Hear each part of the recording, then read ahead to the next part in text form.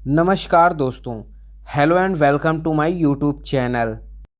आपको बता दें कि ज़मानती बनना बहुत ही ज़्यादा जिम्मेदारी का काम है। ज़मानती बनने के लिए आप बिल्कुल सोच समझकर ही इसका निर्णय लें। ज़मानती कौन होता है?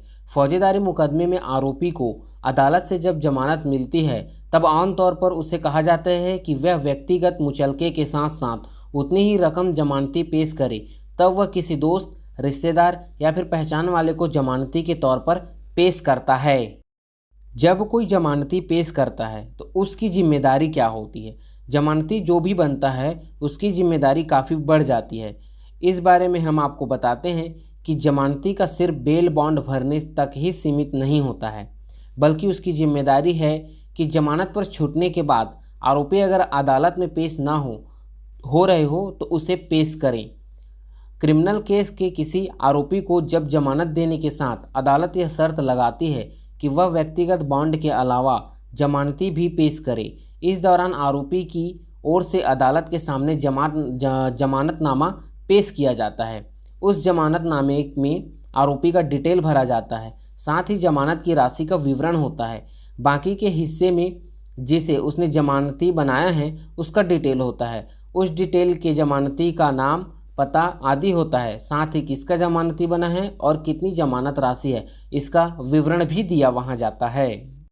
अगर आपको लगता है कि जमानती बनना बहुत ही आसान है तो ध्यान रखें कि जमानती को एक हलफनामा देना पड़ता है और उसमें यह बताना होता है कि आरोपी को कैसे जानता है। अगर रिश्तेदार है तो इस बात का जिक्र करना होता है, या फिर दोस्त है तो यह भी बताना होता है। साथ ही जमानती के हलफनामे में अपने बारे में डिटेल देना होता है, साथ ही अपने पते का जिक्र करना होता है और यह बताना होता है कि उसका आरोपी पर कंट्रोल है और वह अदालत के निर्देश के मुताबिक आरोपी को अदालत के सामने पेश करवाएगा।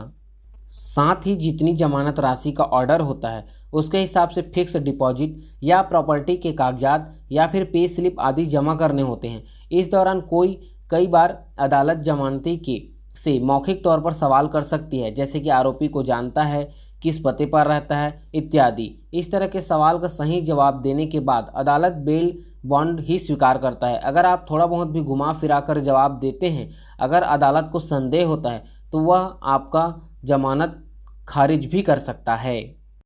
आपको बताते चलते हैं कि अगर अदालत को थोड़ा भी संदेह होता है तो जमानती के पते का वेरिफिकेशन के लिए कह सकता है। वेरिफिकेशन रिपोर्ट आने के बाद ही बेल बॉन्ड स्वीकार किया जाता है। अगर पुलिस की रिपोर्ट निगेटिव आती है तो उक्त जमानती का बेल बॉन्ड स्वीकार नहीं किया जाता और आरोपी से दूसरा जमानती लाने के लिए कहा जाता है। बेल बॉन्ड स्वीकार किए जाने के बाद जब आरोपी जमानत पर छूट जाता है तब जमानती की असली जिम्मेदारी शुरू हो जाती है। अगर अदालत द्वारा तय की गई तारीख पर आरोपी पेश नहीं हो रहा हो तब अदालत उस जमानती को नोटिस जारी करती है जिसने बेल बॉन्ड भरे हैं।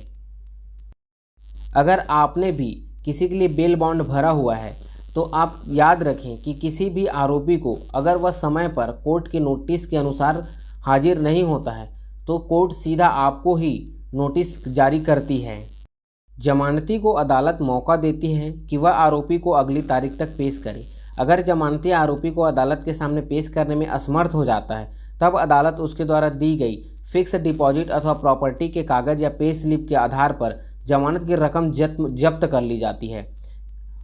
अगर जमानत राशि किसी कारण जब्त नहीं होती है तो कोर्ट जमानती को कारण बताओ नोटिस जारी करती है और फिर भी रिकवरी ना हो तो जमानती को सिविल इम्प्रिजमेंट में भेजा जा सकता है। सीआरपीसी की धारा 446 के तहत अधिकतम 6 माह तक के सिविल इम्प्रिजमेंट का प्रावधान है। एक बार जमानत की रकम जब्त होने के बाद भी आरोपी को जमानत रद्द हो जाती है और उसके नाम से गैर जमानती वारंट जारी हो जाता है और तब भी पेशी नहीं होती तो उसे भगौड़ा घोषित करने की कार्यवाही शुरू कर दी जाती है। आपको बता दें कि अगर आप किसी का जमानत ले रहे हैं तो आप निश्चित तौर पर इस बात का ध्यान रखें कि जमानती पर आपका कंट्रोल होना बहुत ही आवश्यकता है, वरना आपकी जमानत राशि जब्त हो जाएगी और आपकी अगर जमानत फर्जी पाई जाती है तो आपके खिलाफ भी कानूनी कार्यवाही हो सकती है।